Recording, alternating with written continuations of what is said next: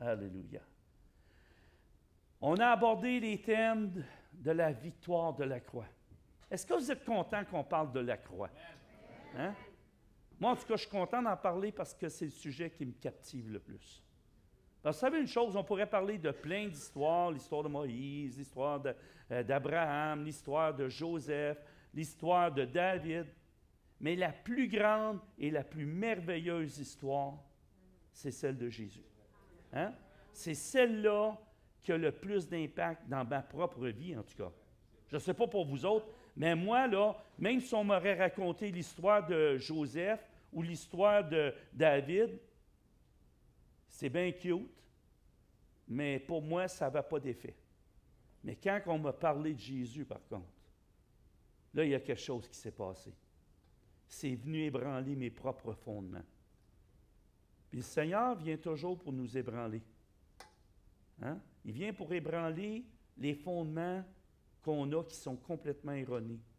On peut appeler ça des faux semblants. Hein?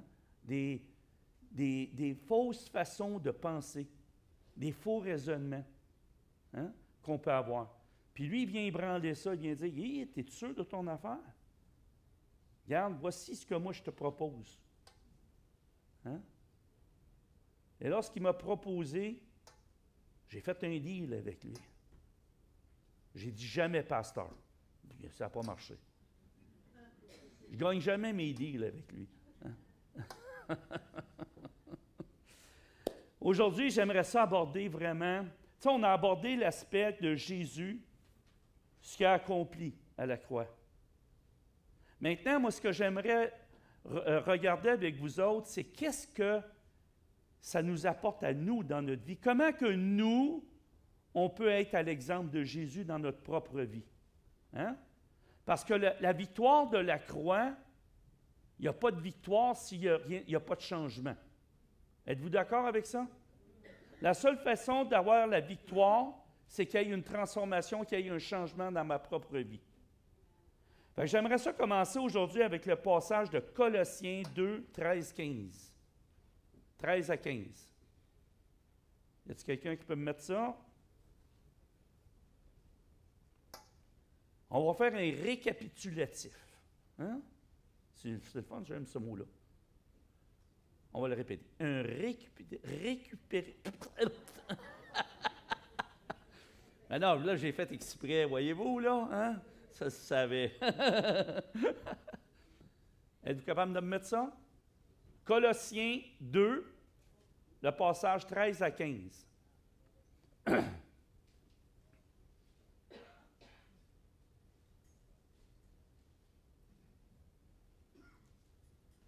Ça s'en vient, ce ne sera pas long.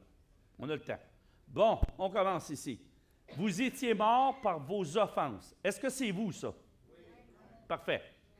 Et par l'incirconcision de votre chair. Là, on va passer le passage. Hein? Il vous a rendu à la vie avec lui. Oh! Qu'est-ce qu'il est en train de dire, là? S'il est en train de nous dire qu'il nous a rendus à la vie, c'est parce qu'on était morts. Hein? On était totalement morts. Il dit, vous étiez morts par vos offenses. Pourtant, vous étiez vivants dans votre chair. Qu'est-ce qui était mort? Votre esprit. Non, votre esprit. Votre esprit était mort. Hein? Amen. On confond souvent l'âme avec l'esprit. J'étais content hier, Yves, que tu as apporté ce passage-là, parce que c'est important de faire la distinction entre l'esprit et l'âme. Hein? Très important. Après ça, il dit, en nous faisant grâce pour toutes nos offenses. Qu'est-ce qu'il veut dire par là? C'est qu'il nous les a pardonnées. Est-ce qu'il y en a ici qui ont été pardonnés? Oh, il y en a qui ne l'ont pas été encore, là. Donc, on va recommencer parce que là, je vous le dis, là, Jésus vous les pardonne. Hein? Vous avez juste à y faire confiance. Qui a été pardonné? Amen! Ça, j'aime ça. Alléluia. Alléluia. On tourne. Slip. 14. Il a effacé l'acte dont les ordonnances nous condamnaient et qui subsistait contre nous. C'est quoi les ordonnances? La loi de Dieu. Hein? Les 10 commandements. Est-ce que vous étiez des adorateurs de Dieu, vous autres, avant? Hein? Premier commandement, c'est quoi? On était tous coupables. Êtes-vous d'accord? Bon, tout le monde était coupable, on n'adorait pas Dieu. Alléluia. On le prenait quand ça faisait notre affaire, puis quand ça ne faisait pas notre affaire avec un bon petit coup de pied dans le derrière, va-t'en, on n'a pas besoin de toi. Hein? Puis encore, la société est un peu comme ça. Hein? Maintenant, on est rendu qu'on ne veut plus rien savoir de Dieu. Mais nous, ici, on veut que Dieu soit présent. Amen? Pas juste présent à l'Église, présent dans notre vie, dans notre cœur, dans notre esprit. Amen? Ces ordonnances-là nous condamnaient. C'est la loi qui a fait que le péché nous condamnait à cause qu'il y avait une loi. S'il n'y aurait pas eu de loi, il n'y aurait pas eu de péché. Hein? C'est clair? Hein? Bon. Et il l'a détruit en le clouant à la croix. Qu'est-ce qu'il a fait? Il a détruit, il a cloué tous ces péchés-là. Ah ouais, ah ouais. Chacun de nos péchés. Hein? Chacun.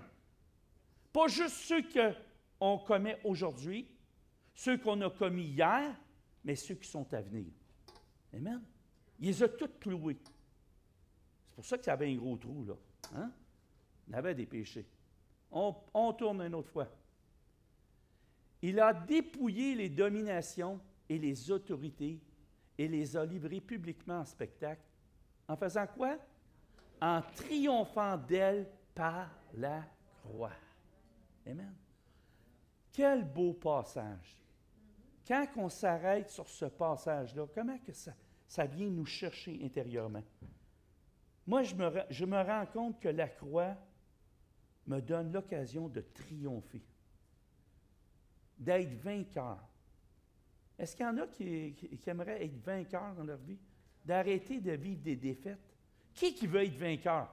Je veux voir qui veut être vainqueur. Wow, alléluia. Je vois que je ne suis pas tout seul. Hein? Mais avant d'aller plus loin, je vais demander à Madeleine qu'elle vienne nous dire la petite parole que le Seigneur t'a donnée. C'est pour ça que je l'ai mis là. OK? Le Seigneur veut qu'on soit vainqueur. Puis le Seigneur a donné une parole pour une personne dans l'Église. Puis je crois qu'elle est très à propos. Alors, inquiétez-vous pas. Ça marche-tu? Oui, ça marche. Je ne sais pas c'est qui la personne. Fait que, de toute façon, j'ai eu dans les chants, j'ai eu la parole en 2 temps. Le premier, c'était, je voyais une personne qui criait, mais qui criait une souffrance intense et ça ne sortait pas. Et ça a été la première chose que j'ai vue. Et malheureuse comme la terre.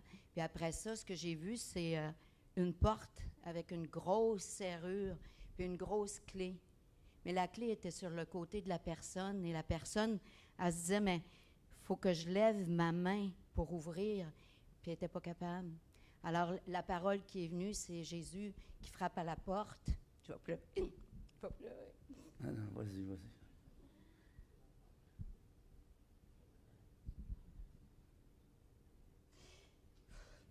C'est pour dire comment Dieu a de la compassion, puis de la miséricorde, puis qu'il te voit, puis il frappe à la porte, puis il dit moi je frappe à ta porte.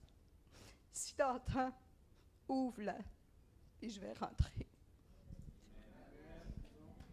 Alléluia.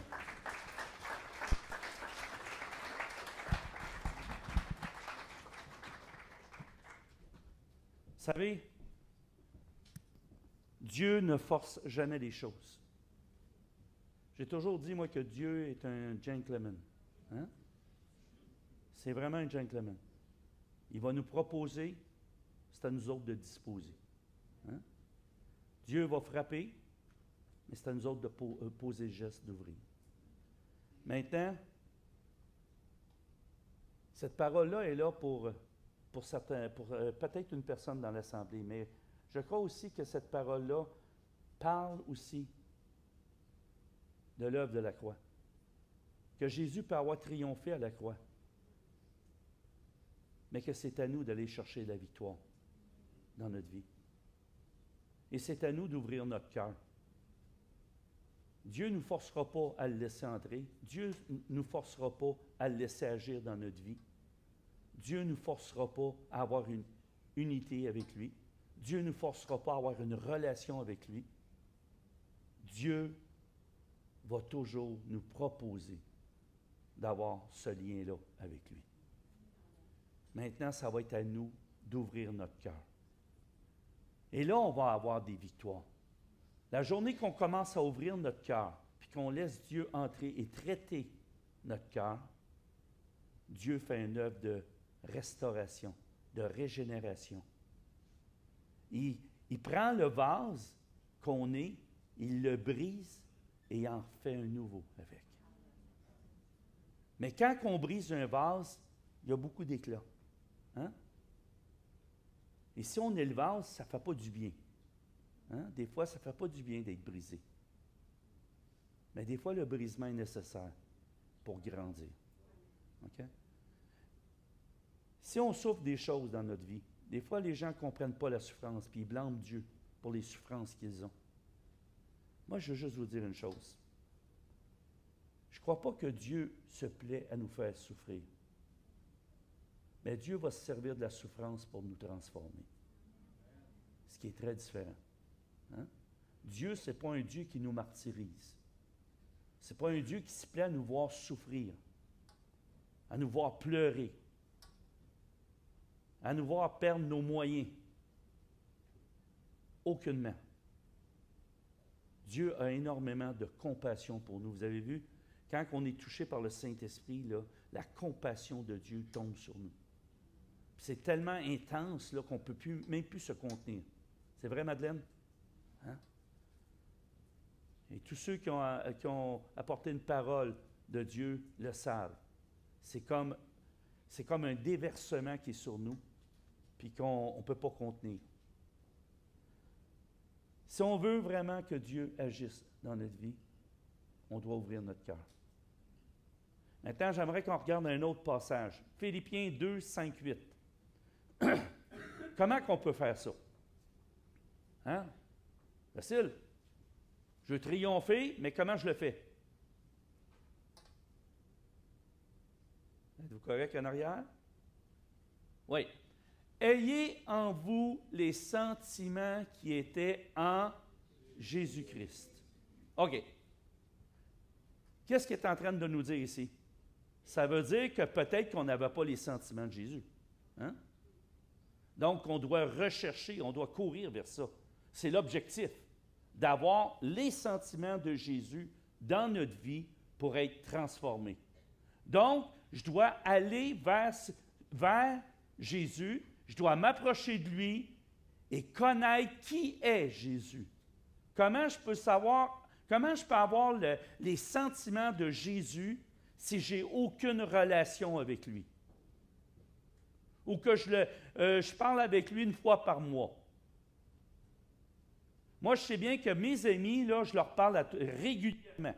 Hein? Puis en se parlant, on apprend à se connaître. Puis plus qu'on se connaît, plus qu'on est proche. C'est comme ça, l'amitié. Mais si j'ai mon ami Jésus, puis je dis que c'est mon ami, puis j'y parle une fois par mois parce que j'ai trop d'occupation, mais là, j'ai peut-être un problème. Hein? J'ai peut-être un problème. Est-ce que je l'aime vraiment? Parce que moi, quand j'aime mes amis, je m'en occupe. Je prends soin d'eux. Hein? Puis si je dis ça aujourd'hui, c'est que pour... Vous savez, on a besoin d'avoir une introspective, puis regarder à l'intérieur de nous. Arrêtez de regarder à l'extérieur, regardez votre cœur. Seigneur, sonde mon cœur. Montre-moi si je suis sous une mauvaise voie. C'est pas ça que le psalmiste dit? Hein? Pourquoi il dit ça? Parce que notre cœur peut nous tromper. Peut nous tromper. Parce que c'est le siège de notre âme, de nos sentiments, de nos émotions. Et malheureusement, depuis notre enfance, nos émotions ont été brisées par toutes sortes de choses. Nos relations ont été brisées par toutes sortes de choses. Donc, on détermine d'une relation avec Dieu comme on a appris à avoir des relations. Mais là, le Seigneur dit, non, non, il faut que tu m'adores en esprit et en vérité. Ça n'a rien à voir avec tes émotions. Hein? Ça a rapport à être uni avec moi. Mais pour y arriver, il faut que tu aies les sentiments de Jésus en toi. Amen? On tourne. Lequel, existant en forme de Dieu, n'a point regardé comme une proie arrachée d'être égal avec Dieu. On continue. Mais s'est dépouillé lui-même en prenant une forme de serviteur, en devenant semblable aux hommes, et ayant paru comme un simple homme, on continue, il s'est humilié lui-même, se rendant obéissant jusqu'à la mort, même jusqu'à la mort de la croix. Tu sais, on lit ce passage-là, puis on se dit, ah, c'est le fun, il est vraiment bon, Seigneur, hein? Mais là, ils viennent de dire avant, ayez les mêmes sentiments. Mais là, si tu n'as pas les mêmes sentiments, ça veut dire que tu n'es pas un disciple. Parce que le disciple n'est pas plus grand que le maître. Par où le maître passe, le disciple doit passer. Puis le maître, c'est qui? C'est Jésus. Si je veux avoir les sentiments de Jésus, je dois faire ce que Jésus fait. Amen? En tout cas, vous n'avez pas de l'air d'être d'accord avec moi. Non, mais c'est pas grave. Moi, je le sais que c'est la vérité. Hein? Parce qu'il est écrit. C'est pas moi qui l'invente, là. C'est écrit là. Je pourrais vous dire n'importe quoi, là. Mais ce que je vous dis, c'est écrit. Puis je ne fais pas de l'interprétation, là. Je vous lis ce qui est écrit. Hein? Je regarde ce qui s'est passé avant, ce qui s'est passé après. Hein? Puis je vous dis, voici ce que Jésus dit. Ce que Dieu dit sur nous autres, là. Ayez les mêmes sentiments qui étaient en Jésus-Christ. C'est ça qu'il nous dit, là. Wow, c'est tout un appel, ça, là. Il y en a qui veulent savoir leur appel? Il y en a qui veulent savoir leur appel? Oui. Commencez par avoir les sentiments de Jésus en vous. Cherchez, courez après Jésus. Soyez dans sa présence. Apprenez à le connaître. Soyez sans inquiétude, il va vous utiliser. OK? Aucune inquiétude. Parce que Dieu, là, il attend juste ça de nous. Qu'on donne notre cœur complet. Pas juste la partie qui fait notre affaire. Hein? Maintenant, j'aimerais qu'on regarde un autre passage ce matin. Marc 8, 34 à 38.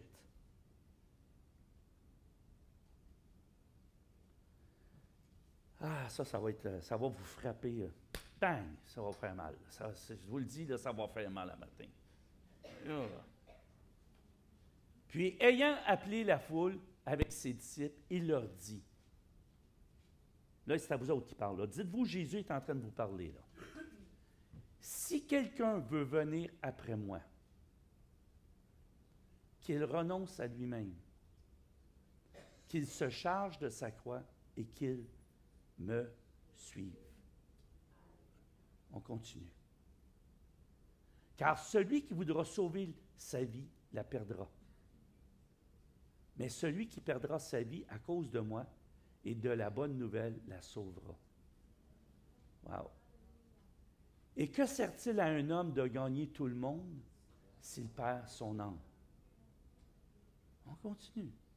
Que donnerait un homme en échange de son âme? Hein?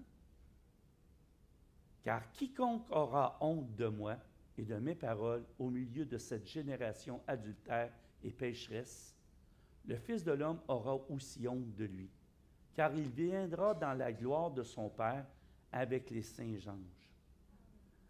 Wow! Moi, quand j'ai lu ça, là, j'ai dit, Seigneur, tu sais, on parle de la croix, c'est beau la croix, Seigneur, tu as payé le prix pour moi. Oui, mais il dit, ça ne s'arrête pas là. Il y a quelque chose qui se passe après, là. C'est à notre tour. C'est à notre tour, là. Si on veut avoir la puissance de Dieu, on doit avoir les mêmes sentiments que Jésus avait. Si on veut voir les miracles, les prodiges et les miracles, on doit avoir les mêmes sentiments que Jésus avait. C'est dur. Parce que savez-vous ce que ça représente? Ils viennent de le dire au début. Renonce à toi-même. Hein? Luc 14, 27 dit ceci. Et quiconque ne porte pas sa croix et ne me suit pas ne peut être mon disciple. Le principe de porter sa croix, là, on va le voir dans 2 secondes. Qu'est-ce que ça représente? Si je me fie aux textes qui sont là, vous allez voir qu'il y a une grande signification. OK? Puis dans Luc 6, 40, ça dit « Le disciple n'est pas plus que le maître, mais tout disciple accompli sera comme son maître. » Maintenant, la croix, qu'est-ce que ça nous enseigne? Qu'est-ce que ça enseigne, la croix? On l'a vu dans les passages avant. Premièrement, à se dépouiller. À se dépouiller de notre vieille nature pécheresse. Ça veut dire que j'ai à lutter contre le péché. Je dois en venir à haïr le péché. Pas cohabiter avec le péché. Haïr le péché. La grâce, là, n'est pas là pour qu'on continue à aimer le péché. Parce que le péché est inimité. Hein? Si on veut marcher dans les voies de Christ, puis être un disciple de Christ, on doit abandonner des choses. On doit renoncer à des choses. Hein? Si on ne le fait pas, il y a une question qu'on doit se poser. Est-ce que je suis vraiment un disciple? Ou je suis seulement un croyant? Vous vous souvenez, j'avais prêché là-dessus. Vous savez, on peut être des croyants. Il y avait 5000 personnes sur la montagne quand Jésus prêchait. Ils croyaient tous en Jésus, hein? Mais regardez le nombre qui l'ont suivi après. Il y a une différence entre être croyant et être quelqu'un qui va suivre Jésus. Premièrement, celui qui décide de suivre Jésus, il va être capable de porter sa croix. Et porter sa croix, c'est apprendre à se dépouiller de sa vieille nature. Se dépouiller, ça veut dire j'enlève mon veston, je l'enlève, là. C'est fini. Vous comprenez? C'est pas je l'enlève puis je le remets 2 minutes après, comme je viens de faire. Hein? C'est final. Ça veut dire j'avais un péché, j'ai de la misère, j'y arrive pas, je m'en vais dans la prière, je prie, j'intercède, je demande au Seigneur, Seigneur, viens à mon aide, viens en aide à mon incrédulité, parce que des fois on est incrédule, on croit que Dieu ne le fera pas. Fait que viens en aide à mon incrédulité, puis agis en moi. Donne-moi la capacité d'obéir à ta parole. Puis donne-moi la volonté. Ouais, mais je l'ai fait, ça ne marche pas. Continue. Tu continues jusqu'à temps que ça marche. Renonce pas. Abandonne pas. Persévère. La persévérance de la foi. On en a parlé de ça. Hein? Si tu ne persévères pas dans la prière, tu risques d'avoir un problème. Tu pries 10 fois pour la même chose. « Ah, je ne l'ai pas obtenu, on va arrêter de prier pour ça. » Mais non, c'est peut-être la 11e fois que tu auras obtenu. Moi, j'étais vendeur. J'ai été vendeur toute ma vie. Puis à un moment donné, la première chose que j'ai appris dans la vente, la première chose que j'ai appris dans la vente, c'est que quand tu fais du porte-à-porte, tu as 10 portes, tu vas avoir 9 non pour un oui. Fait que le vendeur qui cogne et qui se fait dire non, s'il renonce là, il ne gagnera jamais sa vie. Puis s'il veut gagner sa vie, il faut qu'il persévère. je vous dis que c'est formateur. Puis dans l'automobile, c'est la même chose. Hein?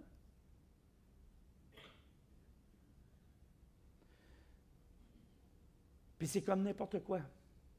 Le péché, plus que tu luttes et plus que tu gagnes, plus que tu as de succès contre le péché.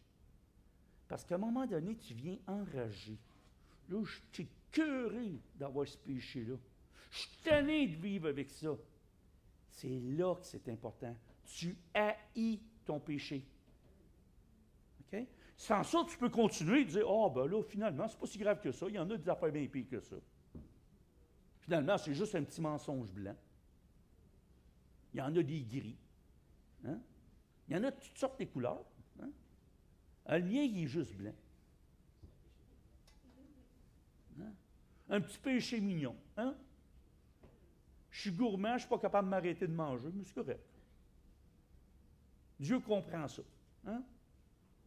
Hein? J'ai des problèmes peut-être des problèmes au niveau sexuel, puis bon, Dieu comprend, moi je suis un homme ou je suis une femme. Tu sais? Arrêtez. Dieu haït le péché. Je veux être clair, là. Dieu ne fait pas de compromis avec le péché. Il s'attend que son peuple soit saint et irréprochable. Mais pour ça, c'est lui qui va nous amener à cette sainteté-là, parce que plus qu'on va s'approcher de lui, plus qu'on va avoir les sentiments de Jésus en nous, et moins qu'on va avoir tendance à faire ces choses-là. Maintenant, je veux savoir ici, y en a-tu que ça fait 10 ans qu'ils sont chrétiens? Levez la main ceux que ça fait 10 ans. OK? Bon, est-ce que vous faites les mêmes péchés qu'il y a 10 ans? Y en a-tu que vous avez abandonné? Bon, ceux que ça fait 40 ans, on voit des vieux, là. Bon, là, les vieux, là, ça se peut que vous ayez reculé un petit peu en cours de route, là. Vous êtes dit, ben là, je suis rendu bon, là, à cette heure, hein? 40 ans. Hein? Les bretelles, ils pètent, puis tout le kit, là. Est-ce qu'il y en a de vous autres qui ont abandonné des péchés? Bon. Maintenant, est-ce que vous aimeriez retourner là? Hein? Bon, je suis content de voir ça, qu'il y en a qui ont compris le principe. Mais qu'est-ce qui a fait que vous les avez abandonnés? C'est votre relation avec Christ. Sans une relation avec Christ, c'est impossible d'abandonner le péché. Il faut que tu aies une relation de proximité avec Jésus. Que ça devienne ton meilleur ami. Et c'est pour ça qu'il va nous dire, priez sans cesse. Dans le fond, il aurait dû le traduire comme, soyez toujours en communion avec moi. Ça aurait été mieux traduit. Ou soyez toujours en relation avec moi. Hein? Parce que souvent, on entend prier sans cesse, les gens se disent, ouais, mais là, je ne suis pas pour prier tout le temps. Et non, ça a été mal traduit. Moi, je suis convaincu que ça a été mal traduit parce que si tu regardes les textes hébraïques, mais ce n'est pas ça que ça veut dire, là. OK? C'est des textes en grec. C'est pas ça que ça veut dire. Si tu regardes la connotation, c'est plus le côté relationnel qui est parlé là-dedans. Soyez continuellement en relation avec Christ. Soyez toujours en unité avec Christ. Soyez toujours en lui. Demeurez en lui. Si vous faites ça, vous allez vous éloigner du péché d'une façon vertigineuse. Vous ne vous en rendrez même pas compte. Il y a plein de péchés que vous allez abandonner en cours de route. Ah, puis regardons ça, je ne fais plus ça, moi. Hein? Tu vas te retourner en arrière, tu vas dire, hi, j'étais bien laid, moi. Je suis aussi bien de continuer vers en avant. Hein? Hein? Regardez, j'ai un beau veston rose à cette heure. Hein? Bon. Alléluia. Donc, c'est le point 1, à se dépouiller. Point 2, renoncer à soi-même. Ça veut dire ça, renoncer à soi-même. S'oublier. C'est bien dit ça, pour les autres. S'oublier pour les autres. Qu'est-ce que Jésus a fait? Est-ce que vous pensez qu'il a pensé à lui? Hein? Il a renoncé à sa gloire. Il est descendu. Il s'est humilié. Il a renoncé à toute la puissance qu'il y avait pour nous.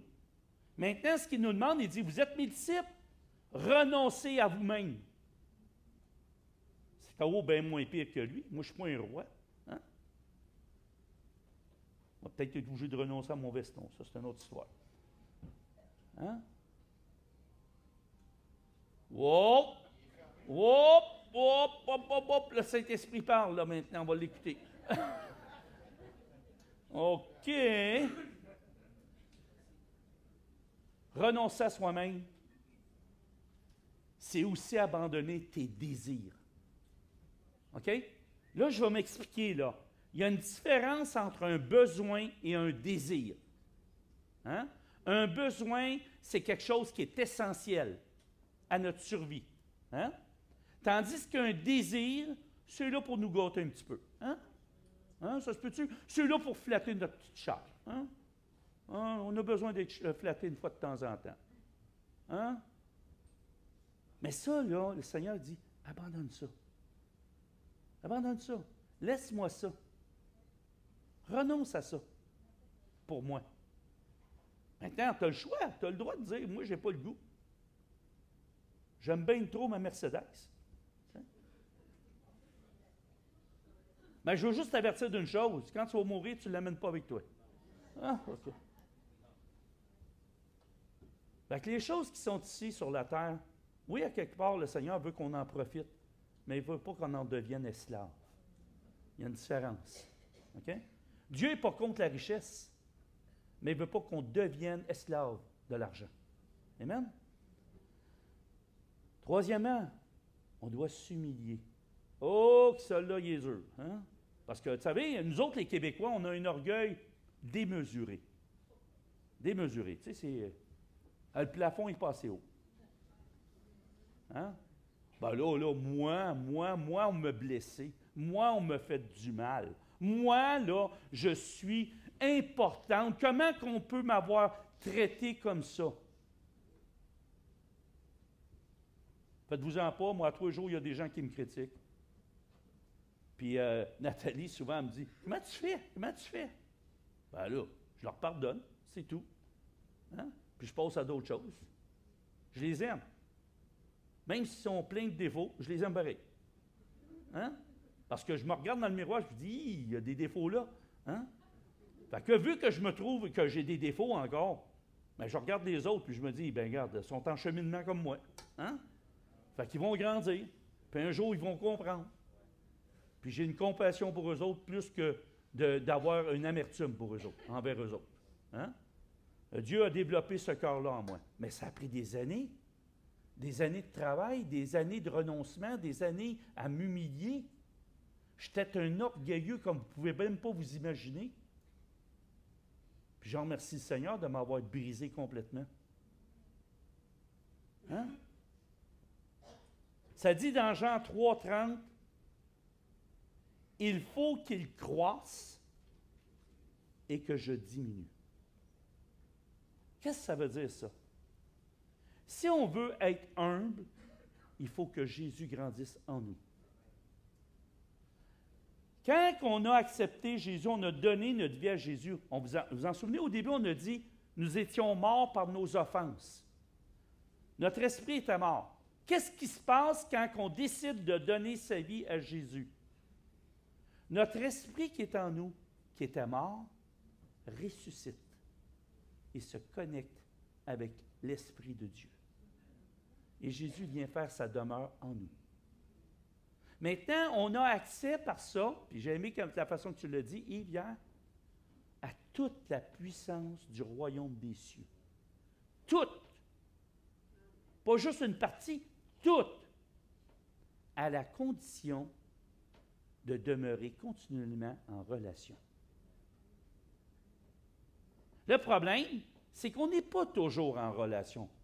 Des fois, on est en relation avec notre chair, des fois avec l'Esprit de Dieu, mais plus souvent qu'autrement avec notre chair. Ben là, moi, je suis tanné, hein? Moi, ça fait 3 ans que je suis là. Moi, je m'attendais d'être responsable d'un ministère. Je ne suis même pas responsable d'un ministère. Ta chair qui te parle, là. Parce que tu es censé d'être mort, de toute façon. Hein? Hein? Bon.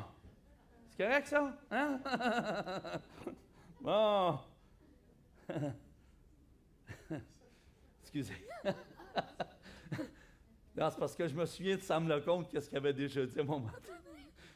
Il dit, t'es mort, tu peux plus bouger, regarde, je peux te frapper à propos de ça. Il me semble voir Sam encore dire ça. Mais il avait raison. On est censé d'être mort. Hein? Censé d'être mort. Puis des fois, on n'est pas trop mort. Hein? On est comme... hein? Restez donc mort, écrasé. Là. De toute façon, c'est lui qui prend le contrôle. Quand tu es mort, là, lui, il peut prendre ton corps, puis le déplacer, puis le mettre à un endroit où tu endroit. Il te met ici sur le stage, là, il est assis là, puis il dit, prends le micro, il te le met dans les mains, puis tu chantes. Hein? Ça, c'est Dieu qui décide. Ce qui ressuscite en nous, c'est notre esprit. Parce que remarquez bien, quand Jésus est sur la croix, il ne dit pas, Seigneur, je te remets mon âme. Je te remets mon esprit. Mon esprit. Ce qui est le plus précieux pour Dieu, c'est notre esprit. Hein? Notre âme, sincèrement, elle est malade. Elle a besoin d'être guérie. Mais à travers l'Esprit de Dieu qui est en nous, l'Esprit de Dieu vient guérir l'âme. Hein? Et après, dans le processus de guérison de l'âme, il vient guérir le corps. C'est extraordinaire parce qu'on est esprit, âme et corps. Puis souvent, on entend le terme « on est corps, âme et esprit ». C'est faux. En tant que chrétiens, nous sommes esprit, âme et corps, qui est très différent. C'est l'esprit qui domine surtout, et non le corps. Mais avant de donner notre vie au Seigneur, oui, c'était notre corps qui dominait notre âme, puis il ne dominait plus rien en haut parce qu'il était mort. Hein? C'était complètement mort. C'était éteint. Hein? Ça semble bizarre ce que je vous dis là, mais c'est la vérité. C'est totalement la vérité. Maintenant, il faut qu'il croisse. Ça veut dire quoi? Que les sentiments qui étaient en Jésus doivent grandir en moi et que moi, mes sentiments à moi puissent diminuer. Wow! Hein? C'est fort, hein? Êtes-vous prêts à le faire? What? Attendez une minute. Faut-tu que j'aille là? Non? OK, je repose la question. Êtes-vous prêts à diminuer? Je ne vous demande pas de faire ça pour moi, là. Êtes-vous prêts à le faire pour votre Seigneur? Amen. Si vous faites ça, je vous garantis, vous allez grandir d'une façon exponentielle. OK? Parce que plus que vous êtes en relation, en communion avec Jésus, plus que vous allez le connaître, et plus que ses sentiments vont être en vous, et plus que lui va grandir en vous. Amen? C'est pas ça qu'on veut? Mais moi, c'est ce que je veux, là, personnellement. Je trouve qu'il y a du travail à faire avec moi, mais ça, c'est une autre histoire. Maintenant, il y a un autre point qu'on découvre à travers ces textes-là. L'obéissance. Oh, les Québécois, qu'on a de la misère avec ça. Ça n'a pas d'allure. On est un peuple rebelle. Hein? On est un peuple rebelle. Soyons honnêtes. On est un peuple rebelle au cou raide. Non, je ne le ferai pas! Non, je ne le ferai pas! Hey, moi, je me suis battu avec le Seigneur. Dans les premières années de ma vie chrétienne, là, je passais des nuits à m'ostiner avec lui. Puis là, il dit non, il n'y en a pas question. Puis là, un moment donné, j'étais tellement épuisé, je dis correct, moi le faire. Mais je te dis tout de suite, j'y crois pas. Puis je pense pas que je vais le faire avec joie. J'ai dit ça de même. Je le ferai pas avec joie, je le ferai par obligation. Parce que je suis tanné, je disais ça de même. Je suis tanné de t'entendre me dire qu'il faut que je le fasse. Que je vais le faire, puis là, ça va être fait. Hein? Il a toujours gagné. Il a toujours gagné. Mais j'ai appris avec les années à me soumettre immédiatement. Parce que ce qu'il me demande, lorsqu'il me demande d'obéir, c'est toujours pour mon bien. Toujours. Et souvent, c'était dans des questions comme « Demande pardon ». Oui, mais pourquoi je demanderais pardon? C'est elle qui m'a blessé. C'est lui qui m'a blessé. Moi, je ne pardonnais pas facilement, là. Imaginez-vous, là, je viens d'un milieu tough. OK? Des petits méchants, là. Tu sais? Hein, des petits... Tu sais, des... Puis là, écoutez bien, là. Quelqu'un me dérangeait. Je n'avais pas besoin d'y pardonner, je le frappais. C'était plus simple, c'était réglé. Hein? C'était réglé. Hein? Fait que je n'avais pas de rancune envers personne, je les frappais. Hein? Peut-être qu'eux autres en avaient envers moi, ça c'est une autre histoire. J'espère que j'en rencontrerai pas un ici. Hein? Mais là, le Seigneur m'a appris à pardonner. Ça a été tellement dur, tellement dur. J'ai appris à la dure. Premièrement, je vais vous conter une histoire, puis c'est la vérité. Vous savez que je suis remarié avec Anita, mais j'ai connu mon mariage, mon premier mariage. La femme avec qui j'étais, je l'ai connue à 14 ans. Puis on s'est mariés, j'avais 20 ans. On a eu 2 enfants ensemble. Puis à l'âge de 30 ans, elle a décidé du jour au lendemain que tout était fini, puis elle est partie avec mes voisins. Elle a commis l'adultère avec mes 2 voisins. Et là, moi, j'ai été brisé. On s'est séparés. Je lui ai laissé toute la maison, tout. Je n'étais pas chrétien encore, là. OK? Puis quand, entre-temps, 6 mois plus tard, après cette séparation-là, j'ai donné ma vie au Seigneur. Dans la semaine qui a suivi le fait que j'ai donné ma vie, le Seigneur me demande clairement, « Tu vas aller demander pardon à ta femme. » J'ai dit, « T'es malade? »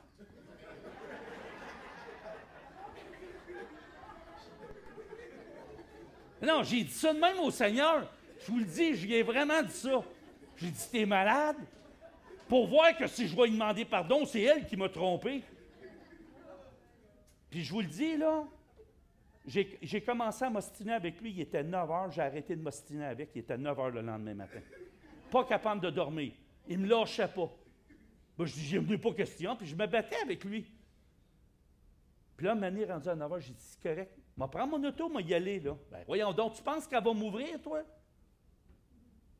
J'arrive là à 9 heures, il était à 9 heures, 9h30 à peu près, j'étais à peu près à 15 minutes de là. 9 heures, 9h15, 9h30, je suis rendu chez eux, je cogne. Là, je dis, avant de rentrer, je dis, Seigneur, là, moi, je dis rien, je ne sais pas quoi lui dire. Il dit, c'est simple, il dit, je te demande pardon. Ben là, il dit, je te demande pardon. On me demande pardon pourquoi? C'est elle qui m'a trompé. C'est elle qui m'a fait du mal, là. Hein? Puis là, finalement, je rentre, je cogne, elle m'ouvre la porte, j'ai dit, elle s'appelait Sylvie, j'ai dit, Sylvie, j'aimerais ça te parler 2 minutes. Elle dit, c'est correct, rentre, je m'assois. Et là, ça part. Là. Je te demande pardon parce que je n'ai pas été l'homme à la hauteur de tes attentes. Puis là, je commence à dire, toutes mes erreurs que j'ai commises, je commence à lui demander pardon. Je suis sorti de là avec un fardeau léger sur mes épaules.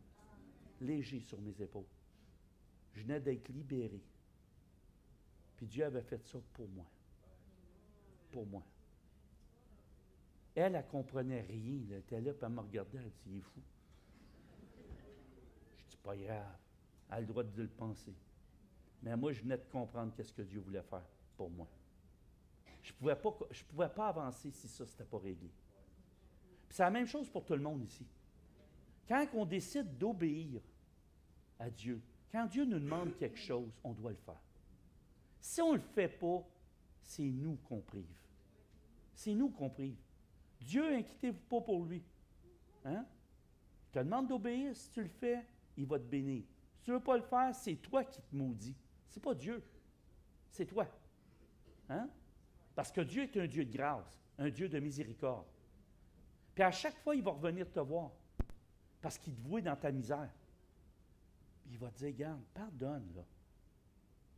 Mais si tu ne veux pas le faire, il ne peut pas t'obliger. Hein? Ça t'appartient. Ça t'appartient. Fait que je veux juste récapituler.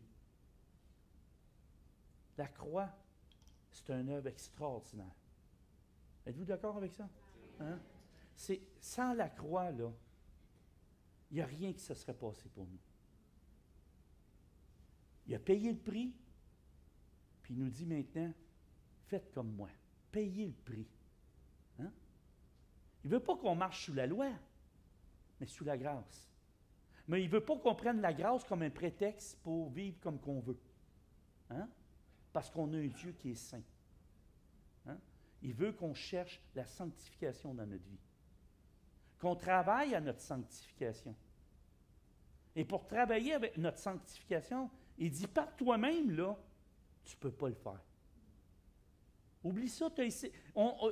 Ça a été combien de siècles qui ont marché sous la loi, puis n'ont jamais réussi à se sanctifier par la loi? Pourquoi tu réussirais, toi?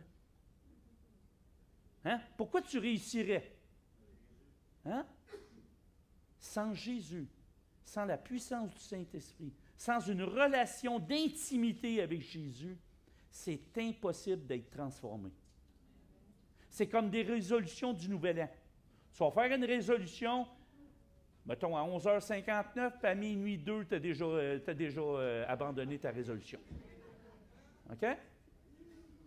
Mais quand tu décides d'avoir cette relation d'intimité-là avec Jésus, là, il y a quelque chose qui se passe.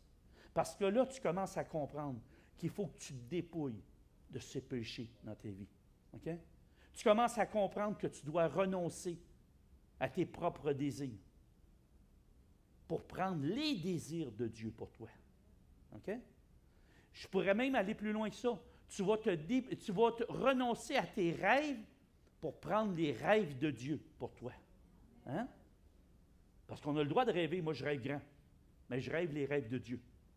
Avant, je rêvais les rêves de gloire pour moi. À cette heure, je rêve les rêves de Dieu. Puis je préfère ceux de Dieu. Ils sont plus excitants, ils sont plus... Wow! Je trouve ça le fun. Amen? Renoncer à soi-même. On doit s'humilier. Vous savez, l'Église ne peut pas grandir avec l'orgueil. Le Seigneur déteste l'orgueil. Hein? Il veut qu'on s'humilie. Pourquoi? Qu'on reconnaisse que c'est lui qui est roi, pas nous autres. Pas nous autres, là. Nous, on n'est rien sans lui. Hein? On ne peut rien faire sans lui. OK? Là, il y en a qui vont dire, oui, je suis capable de faire des choses. Oui, mais ce que tu fais, ça ne vaut rien. Si tu veux faire de quoi qui profite pour l'éternité, qui porte du fruit pour l'éternité, il faut que ce soit Dieu qui les fasse à travers toi. Et ça, il faut que tu sois en relation avec lui, en communion avec lui, pour pouvoir accomplir la volonté de Dieu. Amen? J'inviterai les musiciens maintenant. S'humilier, mais n'oubliez pas, l'essentiel de tout, l'obéissance. 1 Samuel 15, 22 dit ceci, « L'Éternel trouve-t-il du plaisir dans les holocaustes et les sacrifices? » Non. Comme dans l'obéissance à la voix de l'Éternel.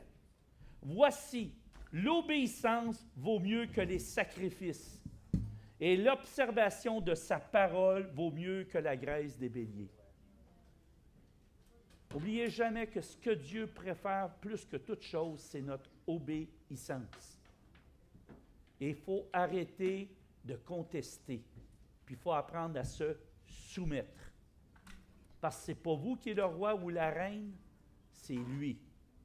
Hein? C'est lui qui est le patron. Hein? Moi, mon patron, là, c'est le Seigneur.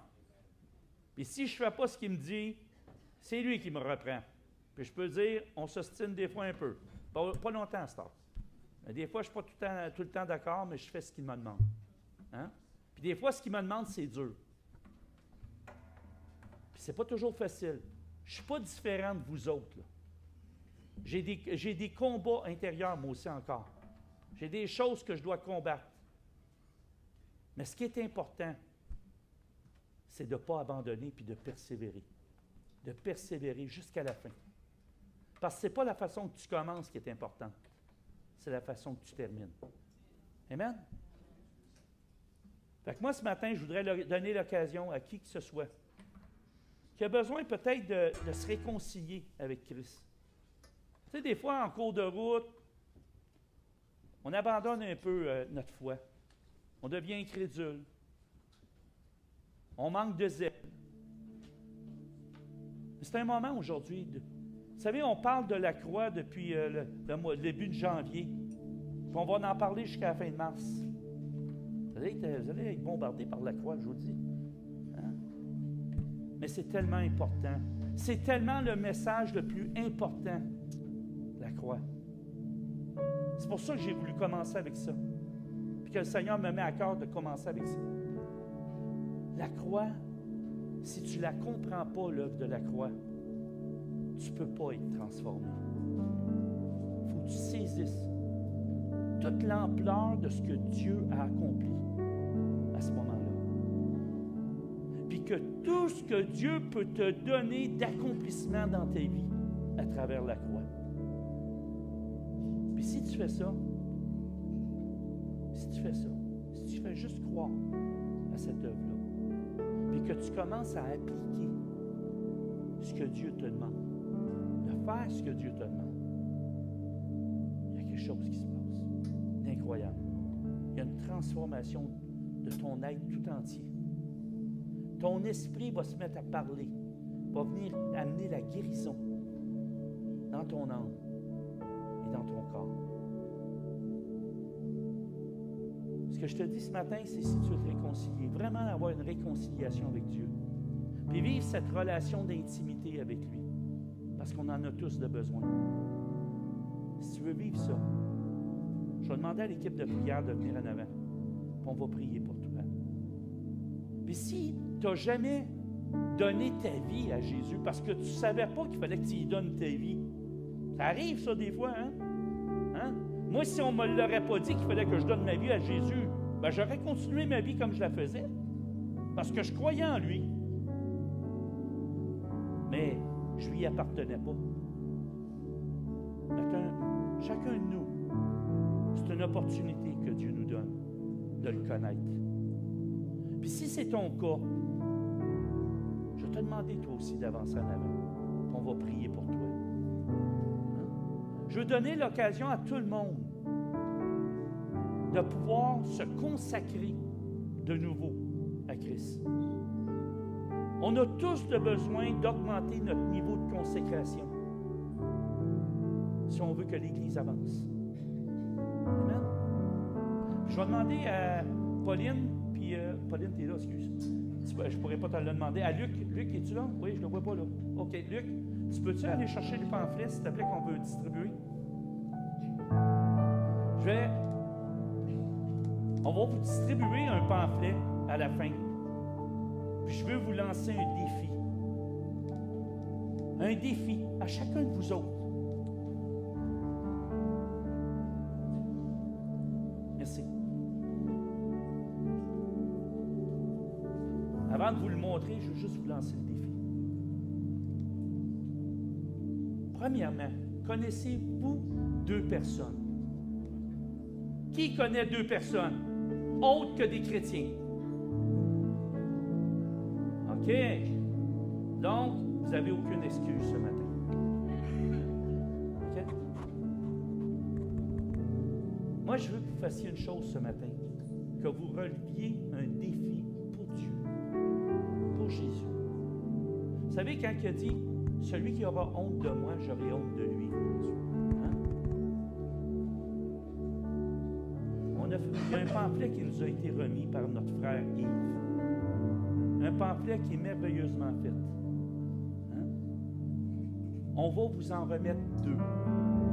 Deux. C'est pas pour en prendre deux et les mettre dans la poubelle. Hein?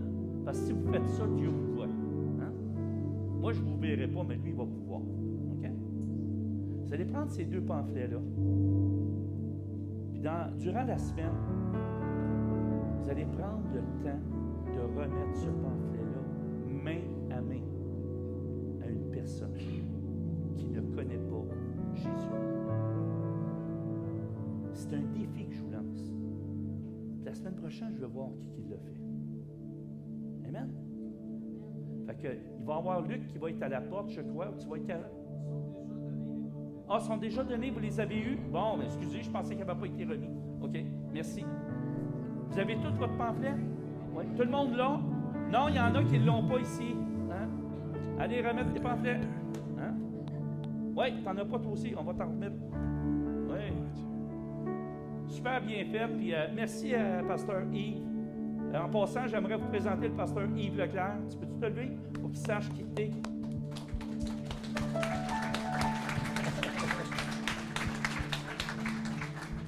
Merci.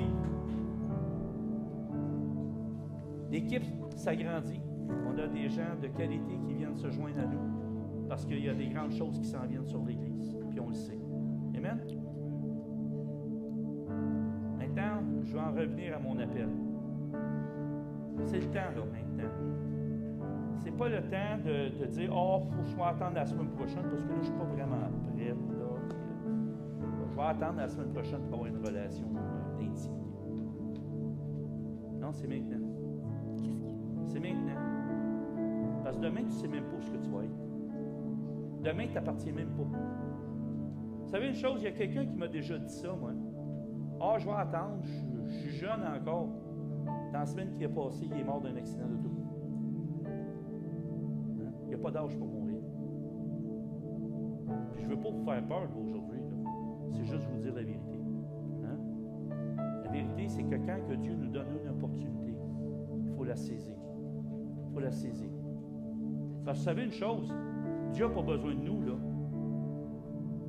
C'est une grâce qu'il nous fait de nous choisir.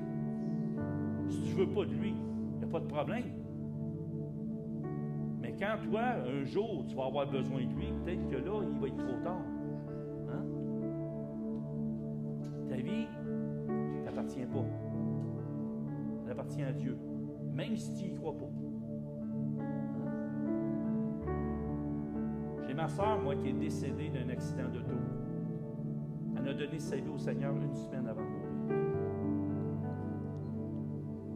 Vous voyez comment c'est... Puis elle est morte à 32 ans. Okay? Vous savez, il n'y a pas d'âge pour mourir. Moi, j'ai compris ça à ce moment-là. Tu sais, quand on est jeune, on ne pense pas que c'est possible. Mais la vérité, c'est que ça peut arriver à n'importe qui. On ne le souhaite pas. Fait que je vous invite maintenant. On va peut-être faire un petit chant. Alléluia. Fait que s'il y en a qui ont un cœur, s'ils ont vraiment le désir de reconsacrer leur vie, c'est le temps, là. Faut arrêter de se faire des faux semblants, puis de faire semblant que tout va bien, puis tout est correct. Vous savez, ça, c'est le monde qui nous apprend ça. On n'a pas besoin de ça, là. On est en famille ici. On a le droit d'être vrai et authentique.